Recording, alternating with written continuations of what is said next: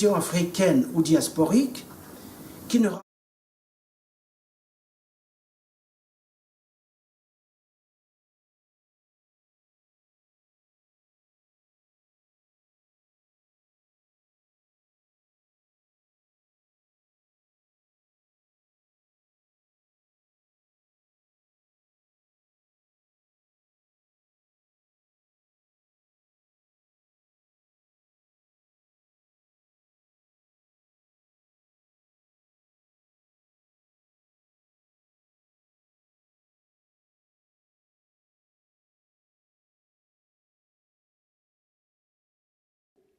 L'autre est semblable, itinéraire diasporique et assignation identitaire au miroir du football français.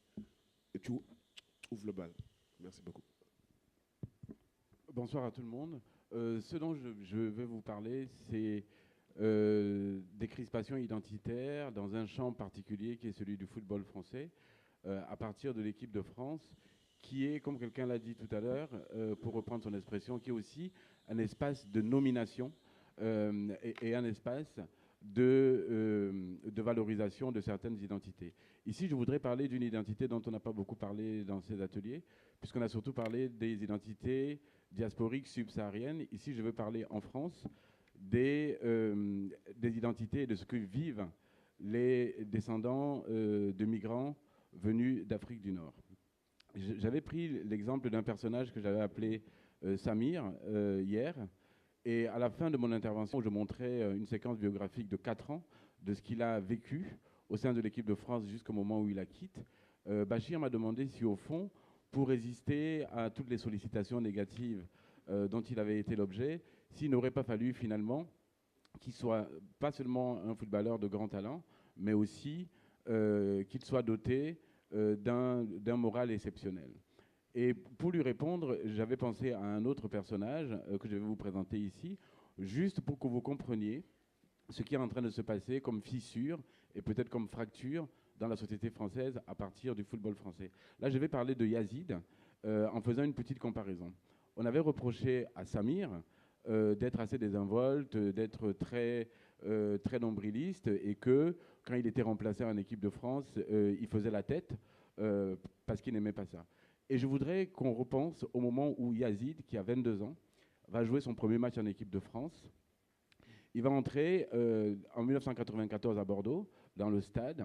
Il va remplacer quelqu'un qui s'appelle Corentin. Yazid n'a jamais joué en équipe de France. L'équipe de France est menée 2-0. Et c'est une image dont personne n'a parlé. Et je pense que le diable se cache dans les détails.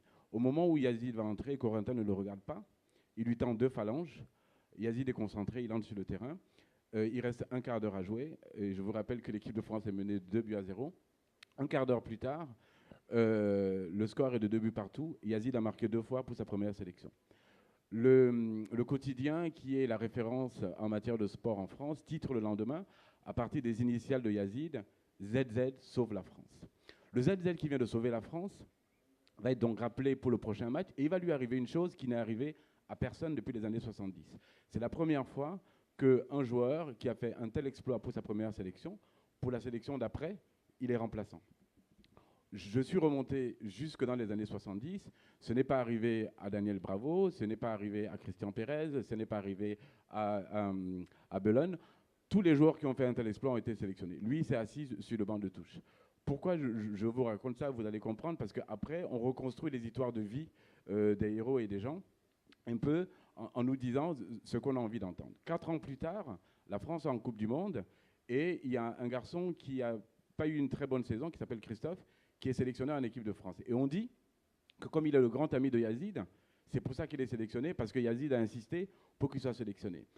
Or, c'est la même personne qui avait pas été extrêmement positif vis-à-vis de Yazid qui a fait la sélection. Et on oublie de dire que tout simplement, ce sélectionneur qui s'appelle Aimé Jacquet considérait un peu Christophe comme son propre fils, puisque c'est lui qui lui avait donné sa première sélection aux Girondins de Bordeaux. Plutôt que de raconter cette histoire, on va raconter une histoire où c'est Yazid qui aurait privilégié la sélection de Christophe. Et comme le diable se cache dans les détails, la vie continue, la France gagne cette Coupe du Monde, et pour répondre toujours à Bachir, on va mettre en exergue tout ce à quoi ce garçon a dû véritablement résister de sa première sélection jusqu'au moment où il va quitter finalement l'équipe de France et continuer sa carrière. Il y a à peu près un mois, il y a eu un reportage à la télévision française sur Zidane par Élise Lucet, où en fait on cherchait à traquer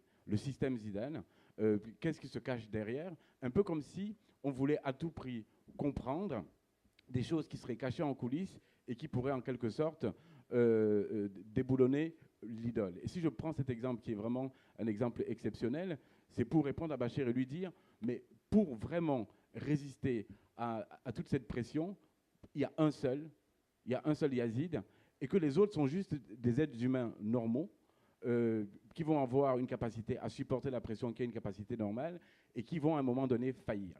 Des Yazids, il n'y en a pas beaucoup. Et Bachir prenait l'exemple de LeBron James aux États-Unis, et je lui répondais ce que je vais vous dire, que ce sont des êtres humains absolument exceptionnels. Et ma question c'est, faut-il être absolument exceptionnel pour résister à des choses qu'on ne va pas demander aux autres? Et pour vous dire finalement, au-delà du foot, qui se passe aujourd'hui un phénomène en France, moi je ne prends que le football, pour dire que c'est un phénomène qui doit nous alerter et qui, à mon avis, est assez profond, et que nous pouvons vivre d'ici comme une fissure, mais je fais l'hypothèse que c'est une fracture qui est en train de se dessiner. Je vous remercie. Je te remercie, Fred, pour être resté dans les limites du temps. Merci beaucoup. Donc, sans plus tarder, il y a la Kisukidi, exigence de retour et pratique politique diasporique.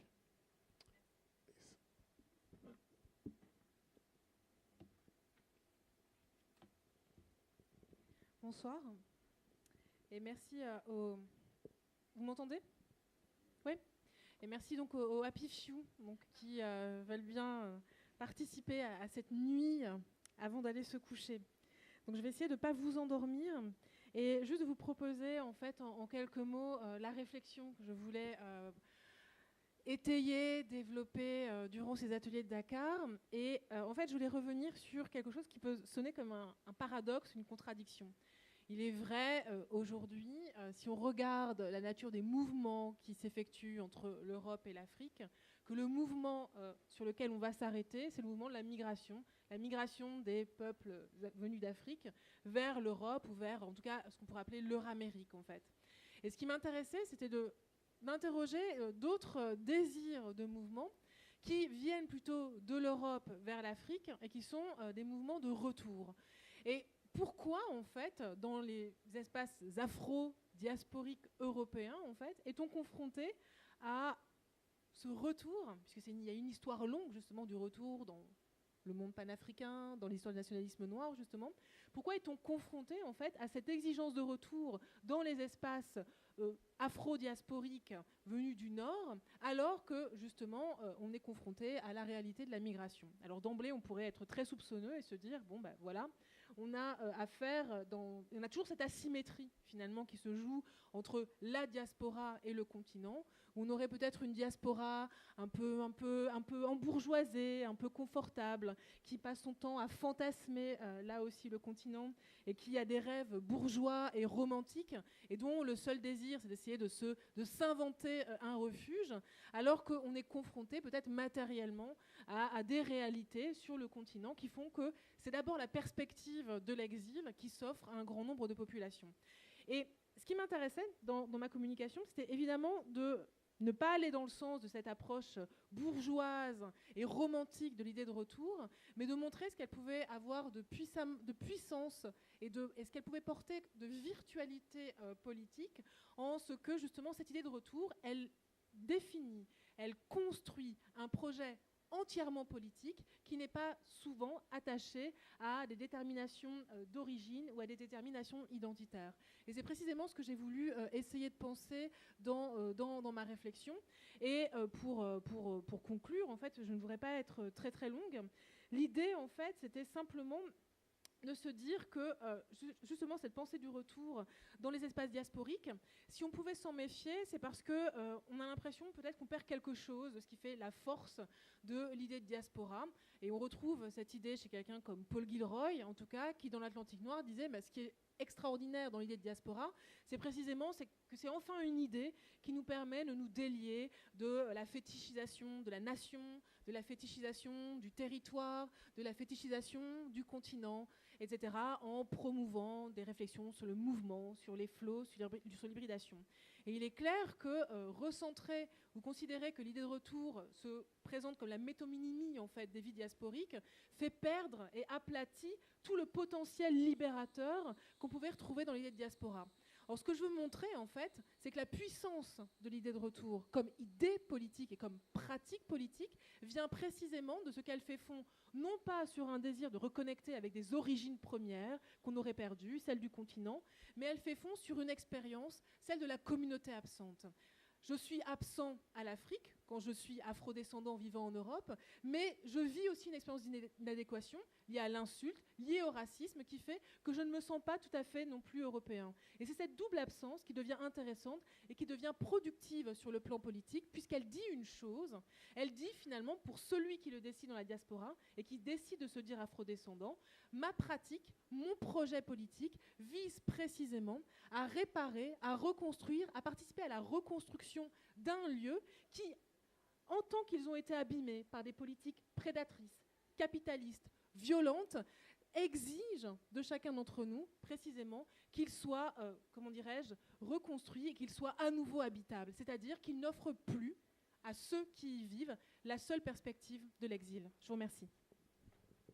Je te remercie, Yala. Donc, aussi pour être resté dans les limites du temps. Donc, le prochain intervenant, Alain Mabankou, Afrique cosmopolite, une aventure ambiguë, point d'interrogation. Donc, Alain et moi, on fait partie de ceux qui font les choses en sens inverse. Donc, d'abord le résumé et le texte plus long, on a un atelier plus tard. Oui, 5 minutes. Merci. Je pense que ça me rend aussi la tâche plus facile, puisque ce que je dois lui dire en longueur, je vais le faire demain.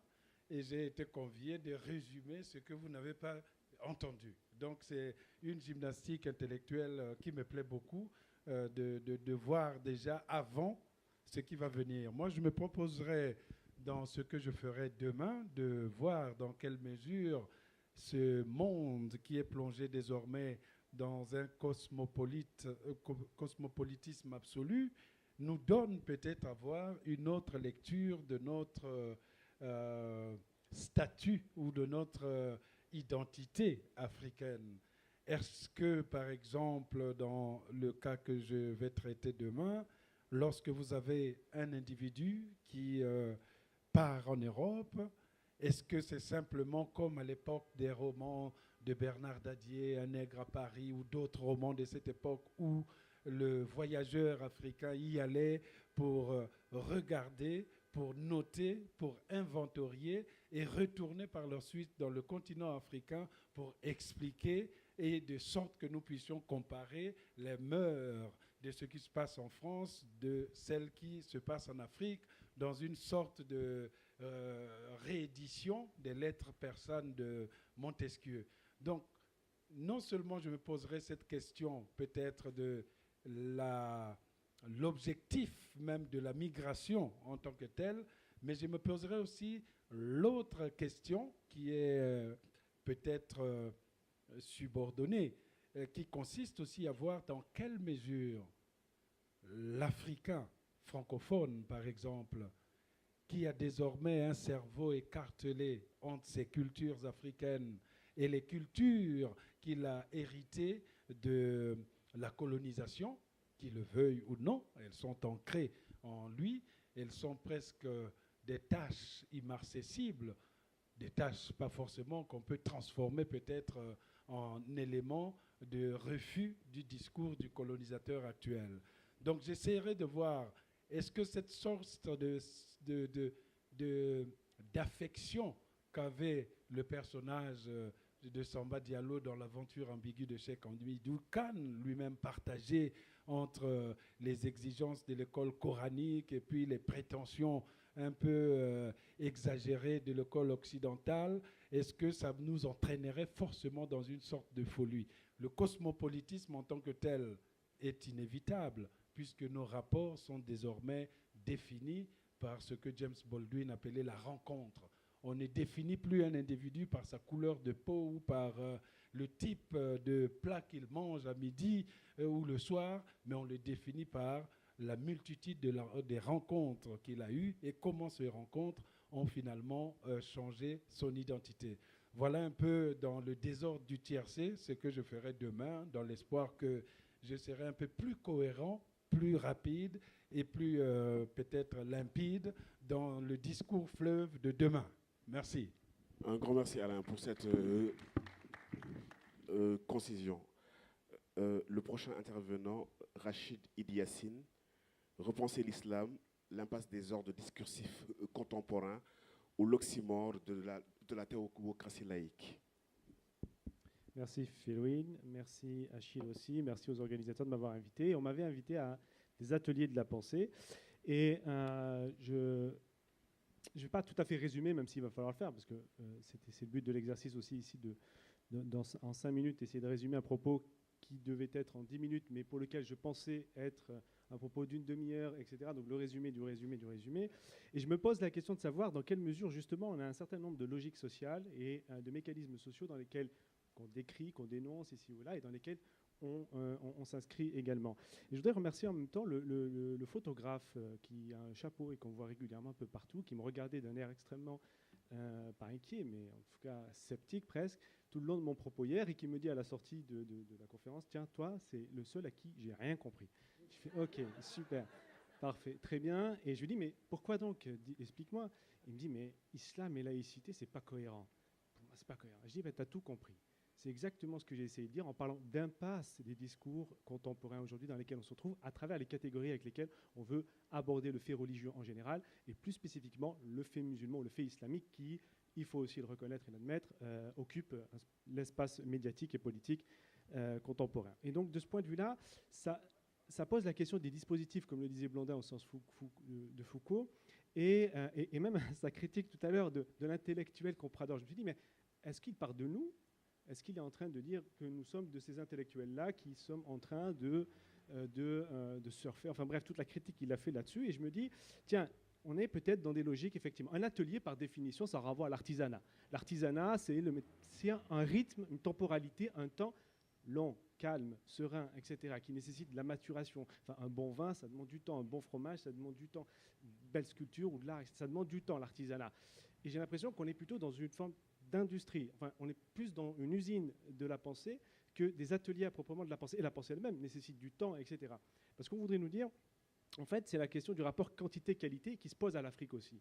Et quand on vient en Afrique, on a l'impression, effectivement, pour le touriste, c'est génial. Il vient se reposer, il va être en rupture, il va prendre son temps, etc. Mais pour l'Africain lui-même, qui est censé être en retard, etc., ça pose un certain nombre de critiques. Les retards, ne serait-ce que la discipline. On essaye de commencer à l'heure, ben, on n'y arrive pas, mais on essaie au moins de finir à l'heure. On va essayer d'ailleurs. J'ai mis 5 minutes chrono, donc dès qu'il sonne, tu m'arrêtes. Donc je vais être dans l'efficacité en fait. Et il y a un rapport ici, authenticité-efficacité. Comment être authentiquement africain, mais aussi efficacement africain face aux injonctions sociales, politiques, économiques, etc., dans lesquelles nous sommes et aux appétits du capitalisme et tout cela et tout cela. Bref, donc du tout, ce rapport qualité-quantité, il y a une forme d'injonction faite à l'Afrique, c'est de faire plus, mais avec moins. Et on nous demande ici de penser tout un tas de choses, de penser l'Afrique, l'avenir, l'Afrique, etc., mais en peu de temps. Donc il y a cette critique aussi du rapport à la temporalité. Et je me dis, ok, ça c'est pour le mot atelier, mais le mot de la pensée aussi. À un moment donné, je me suis dit, je pensais penser avec des penseurs, et des penseuses aussi. Et finalement, il y a aussi des artistes, des cinéastes, des musiciens, etc. Moi, je pensais qu'on était entre penseurs. Il y a de la pensée plastique, etc. C'est ça qui va être intéressant, justement. Ce sont les sources, et c'est mon interrogation aussi, les sources de la pensée. D'où est-ce que la pensée... Alors, on pourrait schématiser comme ça, mais il faudrait le développer. Il y a les idées, oui, les philosophes sont là, etc. C'est le discours idéologique, etc., qui pourrait avoir un certain monopole, en tout cas une arrogance de la pensée. Mais effectivement, il y a les émotions, et on les voit ici s'exprimer régulièrement, etc., dans les propos des uns et des autres. Comment est-ce qu'effectivement le discours esthétique aussi est là pour prendre en charge la pensée? Les artistes ont effectivement légitimement, et ça a été dit, même s'ils le déniaient. Il y a le cinéaste, tout à l'heure, disait « Ah, je suis un cinéaste et pas un penseur ». Et donc je me suis dit, tiens, il y a aussi des logiques de la légitimité de la pensée et des penseurs, etc. Et puis effectivement, il y a un jeu aussi, une mise en scène aussi de la pensée, etc. dans l'espace public, avec des grands penseurs et des petits penseurs, même s'il n'y a pas, comme on le disait en aparté, de petites pensées et de grandes pensées. Donc il y a ici aussi cette question des sources de la pensée. Et puis troisième, et moi je m'exprime en tant que sociologue, pour moi la légitimité de la pensée, d'un point de vue scientifique, s'appuie sur des faits. Donc il faut à un moment donné originer, en fait, la terminologie qu'on utilise quand on parle d'islam, de laïcité, de religion, etc., doit être adossée à des faits. Et en particulier l'identité. On n'a parlé que de ça, par exemple dans l'atelier de tout à l'heure, dans les débats. Et à un moment donné, pour la définition enfin, que j'ai de l'identité dans des ouvrages que j'ai écrits sur la question de la relation, justement, l'identité, c'est ce qui fait relation. Mais plus que ça, en fait, il y a une philosophie de l'être qu'on a dépassée pour une philosophie de l'acte dans laquelle on est aujourd'hui. Et c'est un petit peu le registre de la modernité. Autrement dit, l'identité, c'est cette mise en acte du sens que l'on donne à la relation. On a des relations avec une terre, avec un terroir, avec un artiste, avec des idées, avec tout un tas de choses, etc. Et cette mise en relation, eh bien, on lui donne un sens. Et ce sens, il se traduit par des actes concrètement. C'est la manière dont on s'habille, la manière dont on parle. Pour le sociologue, c'est ça l'identité. Ça s'observe et ça peut et on peut en rendre compte. Et donc, on a parlé essentiellement d'identité individuelle. Et mon interrogation, c'est de se dire, OK, à un moment donné, l'identité collective, qu'est-ce qu'on en fait? Qu'est-ce qu'on fait de cette identité africaine, mais tous ensemble, en tant qu'Africains ou en tant que... et autres. Et les propositions qui nous ont été faites, par exemple, ce soir, comme le socialisme, qui serait justement cette quête identitaire, enfin, pour le bonheur et tout ça. Mais les religions aussi, elles ont ce discours-là. Elles prétendent également apporter le bonheur, etc. Et c'est raison pour laquelle Raymond Aron, par exemple, dans la terminologie, parle de religion séculière pour le socialisme, ou de religion séculière pour le capitalisme, le communisme, etc. Toutes les idéologies qui cherchent à faire sens. J'ai 0 minute. Il n'a pas sonné mon truc, Felwin. J'avais mis 5 minutes. OK, autant pour moi. Merci. Je te remercie, Rachid. Merci beaucoup. Et last but not least, Ben Aouda Lebdaï, le Sahara, espace lien dans une Afrique en devenir d'anthropocène, à source de vie géoculturelle. Merci Felwin, merci Achille de renouveler l'invitation. Lorsque Felwin et Achille m'ont envoyé le thème de cette année, j'ai réfléchi, j'ai essayé de trouver quelque chose qui soit convaincant, vu mon origine algérienne et étant africain. N'oublions pas que l'Algérie est en Afrique. Et donc, j'ai pensé au Sahara. Et le Sahara, c'est un espace qui est commun aux deux rives du Sahara, l'Afrique du Nord et l'Afrique subsaharienne. Et je me suis penché un peu sur l'histoire du Sahara dans le propos que j'ai tenu hier. C'est la vision du Sahara qui a été dans les textes présente depuis les Grecs et bien avant, évidemment, avec les peintures rupestres. Donc le Sahara a toujours été habité et contrairement à ce qu'on peut penser, ce n'est pas un désert, même si c'est un désert dans le sens où il y a peu de population vu son immensité. Et donc, je me suis pensé sur la question politique du Sahara et le fait que depuis la nuit des temps, il y a eu des échanges entre l'Afrique subsaharienne et l'Afrique du Nord, et particulièrement avec le Maroc et l'Algérie. Il y a eu du commerce, le commerce des tissus, le commerce de l'or, le commerce du sel, le commerce de toutes sortes d'échanges commerciaux. Et donc, à partir de là, le Sahara n'a jamais été, disons, un frein au passage entre l'Afrique du Nord et l'Afrique subsaharienne. Bien entendu, il y a eu l'arrivée des Arabes en Afrique du Nord, et donc l'islamisation de l'Afrique du Nord, et par voie de conséquence, allant vers le sud, il y a eu l'islamisation du Sahel. Et donc, il y a eu cet échange. Et il y a eu la prise en charge de cet espace par les romanciers, par les écrivains et par les voyageurs. Alors, les voyageurs, il y en a eu également Arabes, Ibn Battuta et tant d'autres. Je n'ai pas le temps de tous les citer. Il y a eu les voyageurs français bien avant la colonisation de l'Algérie, 1830, donc qui ont traversé le désert pour aller à Tombouctou, qui était un lieu de savoir et pour l'Afrique du Nord et pour l'Afrique subsaharienne. Et bien entendu, ensuite, il y a eu André Gide avec les nourritures terrestres et tant d'autres. Et lors de la colonisation de l'Algérie, qui était devenue un département français, et vu la pugnacité des Algériens à ne pas se laisser coloniser, entre guillemets, et la relation entre les Algériens et la colonisation a été quelque chose de très très dur, qui a abouti à une guerre qui a duré 7 ans, donc une acquisition de l'indépendance qui a été qui a vu du sang versé des deux côtés. Bref, le système colonial a fait, ayant peur de la tache d'huile de l'insurrection des gens du sud algérien vers le Sahel, en l'occurrence le Mali, le Tchad et le Sénégal, le Sahara est devenu une frontière. Et donc ça, il faut le savoir et on l'oublie souvent. Alors, donc, il y a eu une rupture pendant la colonisation, et vous savez bien que le système colonial, je ne parle pas de la France en tant que telle, la France des Lumières, je parle du système colonial. Et donc, les choses étaient telles que la situation de frontière était établie et, bien entendu, divisée pour régner, c'était le motto de la colonisation. Et après, à la fin de la colonisation, les années 60, libération de l'Algérie, du Ghana en 57, du Mali, etc., du Sénégal, les États ont décidé de rétablir ce lien. Et effectivement, le lien s'est rétabli. Alors, à partir de là et à partir de la politique du vivant, je me suis dit, qu'est-ce qu'on peut faire avec ce Sahara aujourd'hui ? Alors, il y a eu, bien entendu, un rejet de la part de certains écrivains du Sud-Sahara, comme le Malien Yambo Logen ou Aïké Arma. Je ne rentre pas, vous n'avez qu'à lire leurs romans. Ils sont très virulents vis-à-vis de, justement, l'esclavage et même critique de l'islamisation, etc. C'est leur point de vue. Mais il y a eu aussi d'autres auteurs qui ont chanté, justement, cet échange. Et aujourd'hui, le Sahara est devenu un lieu de passage de migrants venant du Sud et qui vont... ils ne sont pas du tout intéressés ni par l'Algérie, ni par le Maroc, ni par la Tunisie d'ailleurs. Ils sont intéressés à aller en Europe. Et il se trouve que ces 3 pays sont devenus des lieux de passage.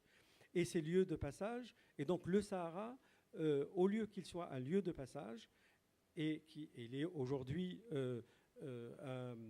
ce que j'appelle un lieu de la mondialisation négative, c'est-à-dire la drogue, le terrorisme, les intégristes qui sont en Libye, les armes qui circulent, etc. Et donc, il faudrait peut-être, dans le cadre de cet atelier, transformer le Sahara en un espace positif. Et la richesse du Sahara est réelle. Au-delà du pétrole, etc., il y a l'uranium, il y a l'or, le gaz, mais il y a une nappe phréatique, il y a de l'eau en dessous. Et donc, pourquoi, pour ces migrants, créer un lieu de vie au Sahara en extrayant l'eau avec les 10 États qui se partagent le Sahara dans le cadre de l'Union européenne, faire de ce Sahara un jardin pour tous ces migrants, et le Sahara, au lieu d'être un lieu de passage, devrait être un lieu de destination et un lieu de richesse, non pas uniquement pour ceux qui territorialement ont une partie du Sahara, mais une richesse pour toute l'Afrique. Merci. Je te remercie, Ben Aouda, et merci à tous les 5 pour être restés dans les limites du temps. Donc, on va ouvrir la discussion. Donc, je vais d'abord prendre 3 interrogations, donc 3 questions, et puis on verra après. Donc, une là, le monsieur en blanc, Kumba, et une là. D'accord, ça marche. Le micro, ici, le monsieur en blanc.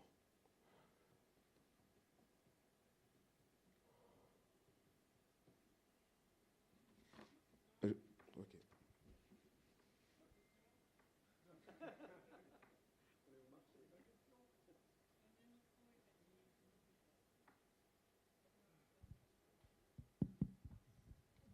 Alors, ma question s'adresse à Rachid.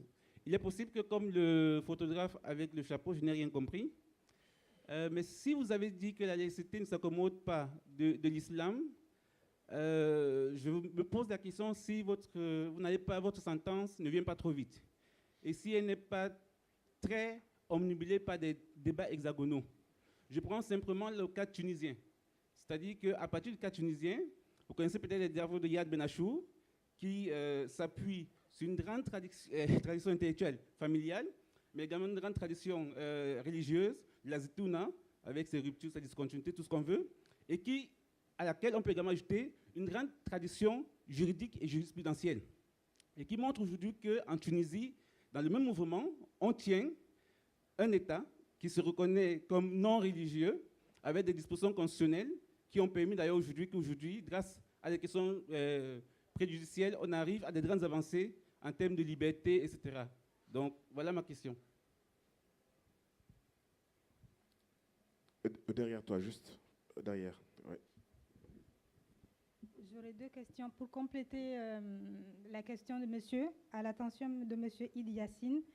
Le thème de votre intervention, c'est repenser l'islam. Je pense que vous avez beaucoup plus parlé d'identité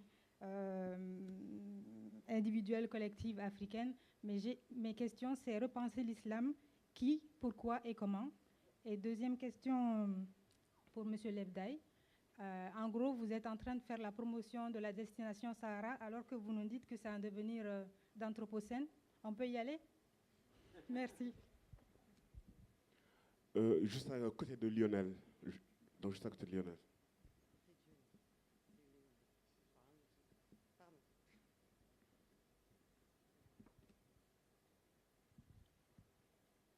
Bonsoir, merci pour vos interventions.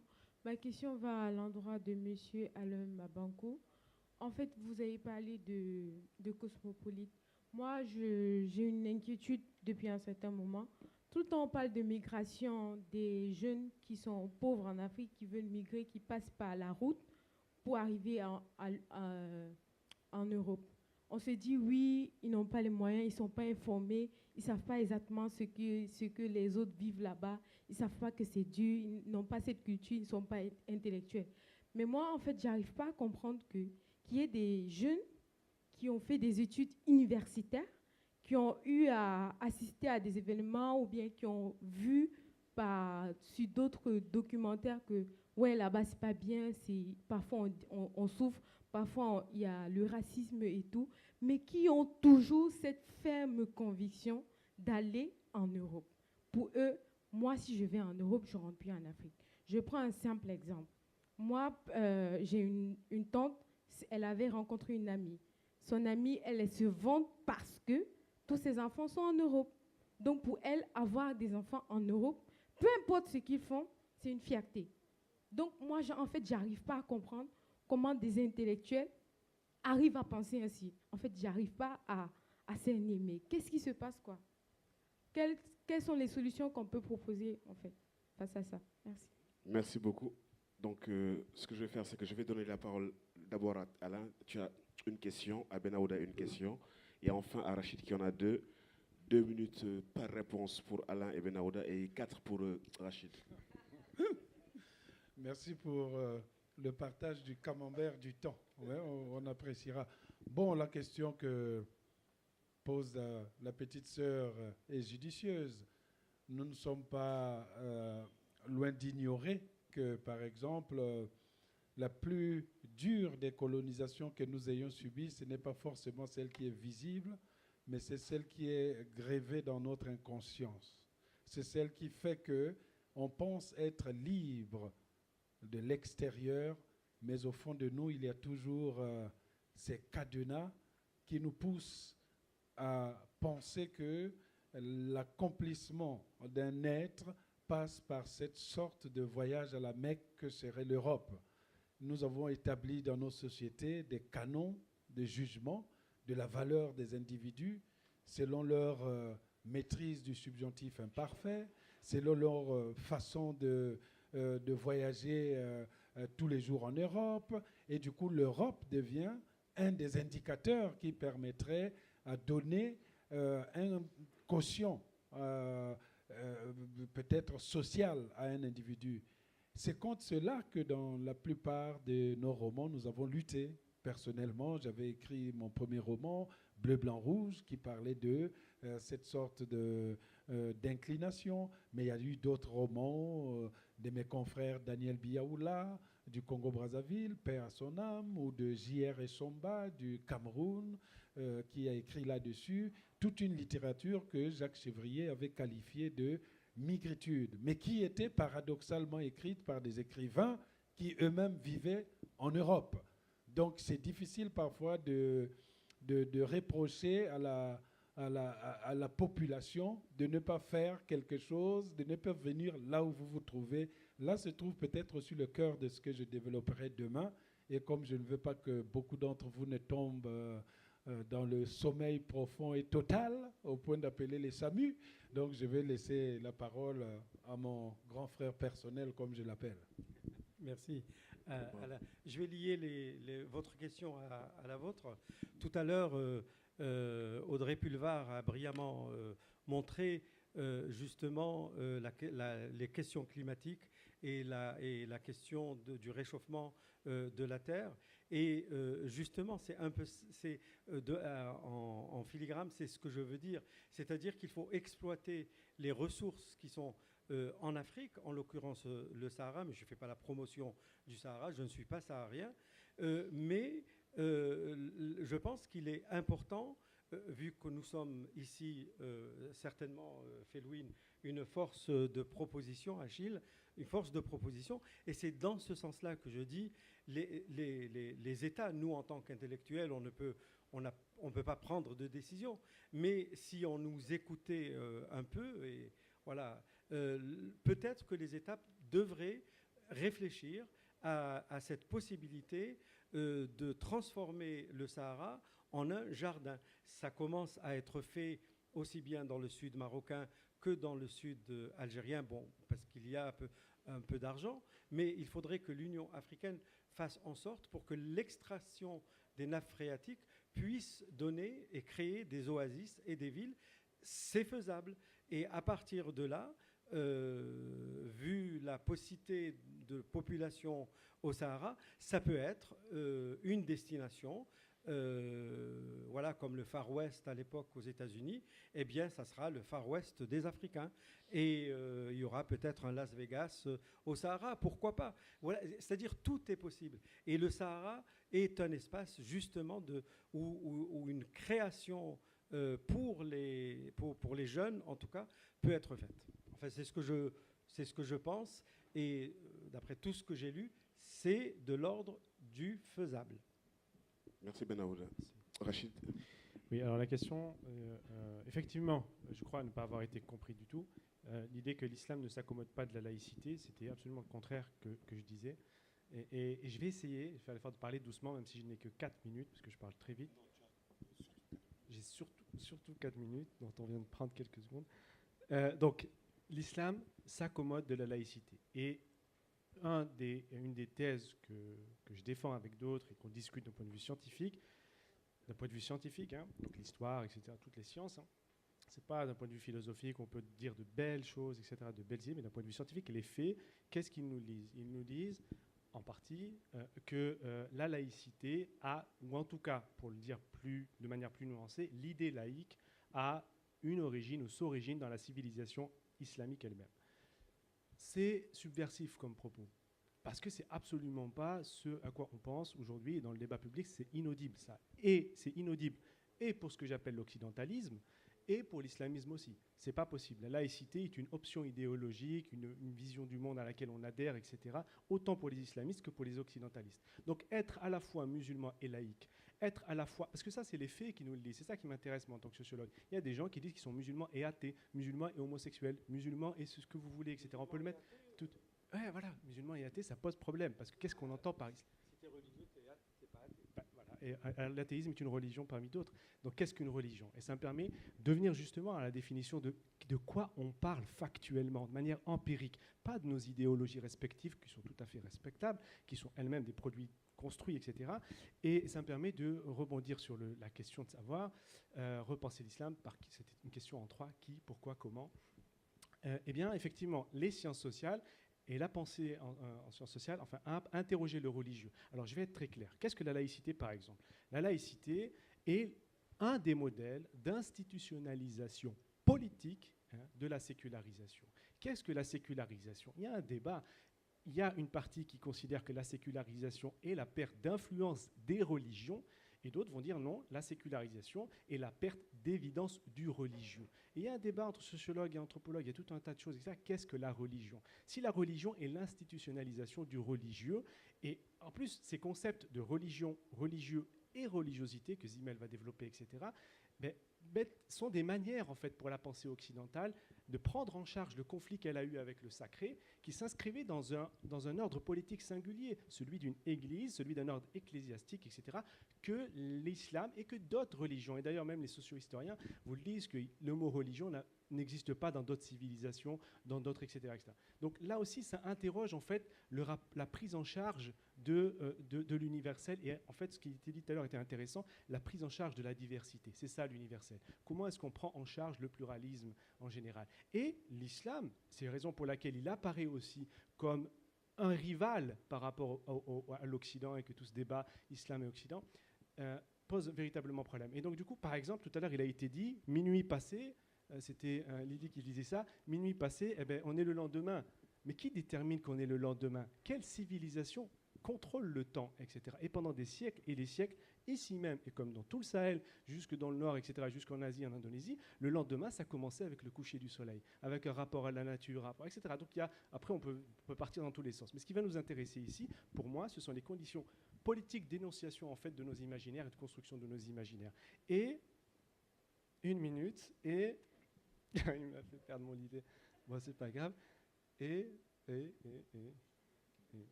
Ouais, non, la prise en charge de la diversité. Ouais, c'est ça qui était important pour moi. Et ça met en lien un petit peu avec justement la thématique générale de ces ateliers, la condition planétaire et les politiques du vivant.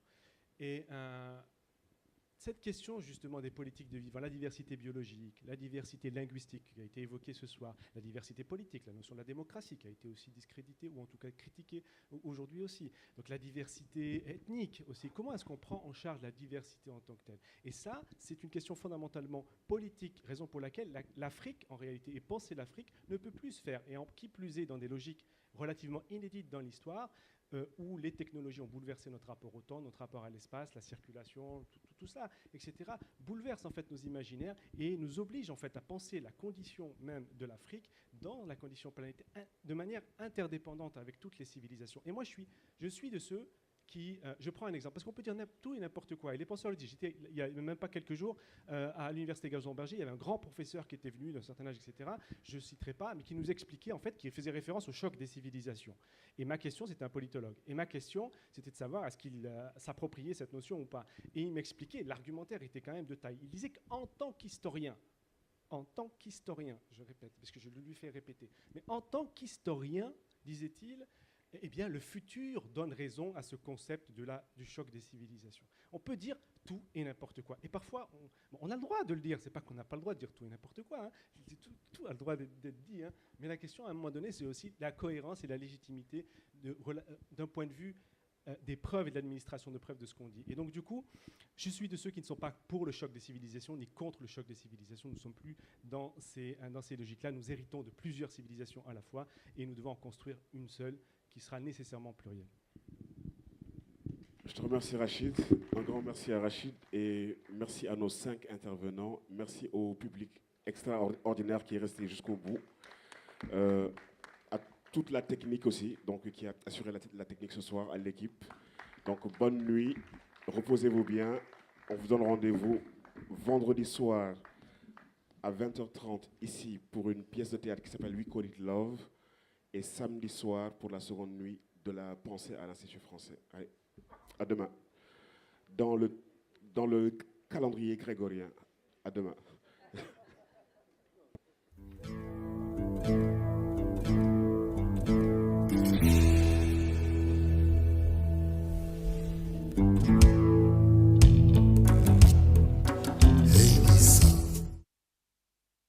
Et ce qui faisait urgence, à notre sens, de tenter de mettre en place une plateforme pour faire éclore un penser ensemble dans ces tensions, mais un penser ensemble qui reprend l'initiative théorique sur des problématiques de l'heure, qui nous concernent en tant qu'Africains, mais qui nous concernent en tant que résidents et habitants de cette planète. Ça va.